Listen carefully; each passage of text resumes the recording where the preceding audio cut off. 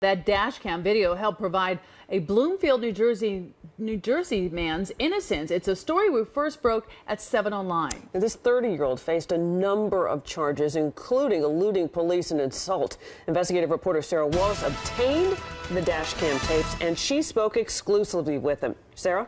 Well, Diana and Sade, quite a turnabout. All of the criminal charges against Marcus Jeter have been dismissed. 2 Bloomfield cops have now been indicted. A third quietly pleaded guilty to tampering and retired.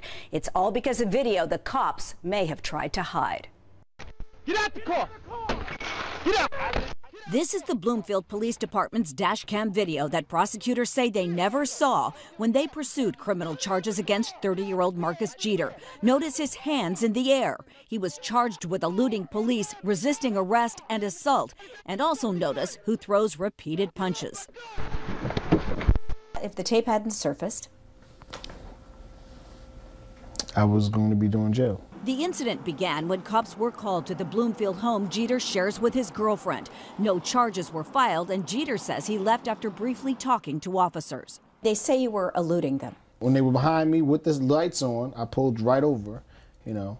So you weren't trying to escape? No, I wasn't trying to escape. In a video from the first police car, prosecutors did see Jeter stops on the side of the Garden State Parkway. The cops pull out guns. Why didn't you just get out of the car? Because I was afraid.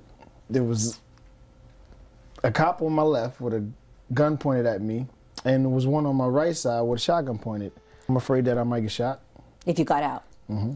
The tape not initially turned over is on the dash of a second police car that comes from the opposite direction, crosses the median into ongoing traffic, and then strikes Jeter's car. There is no mention of that in any police report.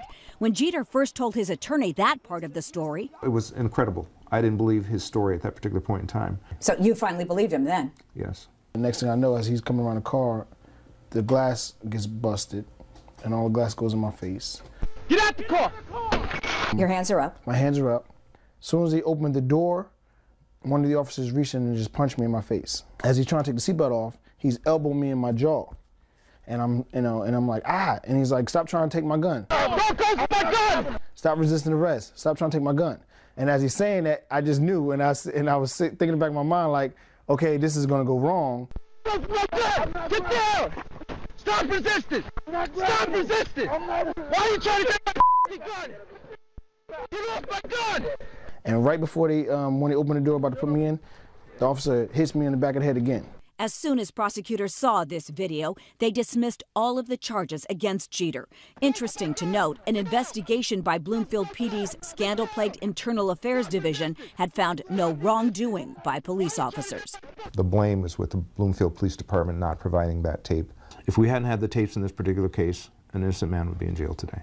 I'm sure that if this happened to me, it could happen to a bunch of other people, you know. Scary, right? It's a scary situation. And we were there exclusively today in Essex County Court in Newark, where Bloomfield police officers Sean Corder, there on the left, and Orlando Trinidad, who you will see here on the right, were arraigned on charges including conspiracy, official misconduct, and falsifying reports. Trinidad is also charged with aggravated assault.